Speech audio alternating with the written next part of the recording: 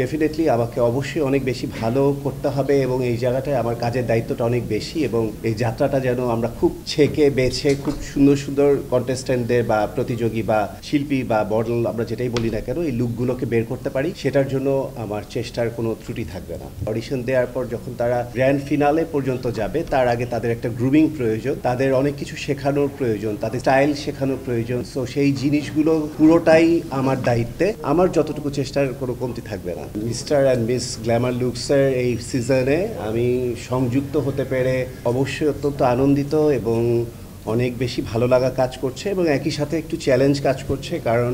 Previous যে প্রোগ্রামগুলো হয়েছে সেগুলোর সফলতাকে ঘিরেই কিন্তু এই সিজন 5। সো দায়িত্বটা আস্তে আস্তে করে যখন সিজনগুলো চেঞ্জ হতে থাকে, ওয়ান বাই ওয়ান যেতে থাকে, তখন ডেফিনেটলি দায়িত্ব বেড়ে যায় এবং এক্সপেকটেশন বেড়ে যায়। সো সেই এক্সপেকটেশনের জায়গা থেকে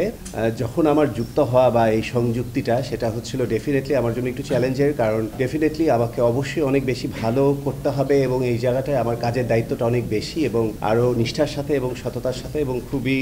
সূক্ষ্মভাবে এই যে কন্টেস্ট্যান্ট যারা আসবে বা যারা পার্টিসিপেট করবে তাদেরকে নিয়ে এই যাত্রাটা যেন আমরা খুব ছেঁকে বেছে খুব সুন্দর সুন্দর কন্টেস্ট্যান্টদের বা প্রতিযোগী বা শিল্পী বা মডেল আমরা যেটাই বলি না কেন এই লুকগুলোকে বের করতে পারি, সেটার জন্য আমার চেষ্টার কোনো ত্রুটি থাকবে না। গ্ল্যামার লুকের যে পার্টটা, যে কারণ মেইন একটা পার্ট যেটা হচ্ছে যখন ওরা অডিশন দেয়, অডিশন দেওয়ার পর যখন তারা গ্র্যান্ড ফিনালে পর্যন্ত যাবে তার আগে তাদের একটা গ্রুমিং প্রয়োজন, তাদের অনেক কিছু শেখানোর প্রয়োজন, তাদের স্টাইল শেখানোর প্রয়োজন, তাদের কথা বলা, তাদের কনফিডেন্স লেভেল গ্রো করা থেকে শুরু করে, তাদের র্যাম্পের ক্যাটওয়াক থেকে শুরু করে fashion sense, style sense, makeup sense, each and everything. So সেই জিনিসগুলো পুরোটাই আমার দায়িত্বে। তো তাদেরকে আমি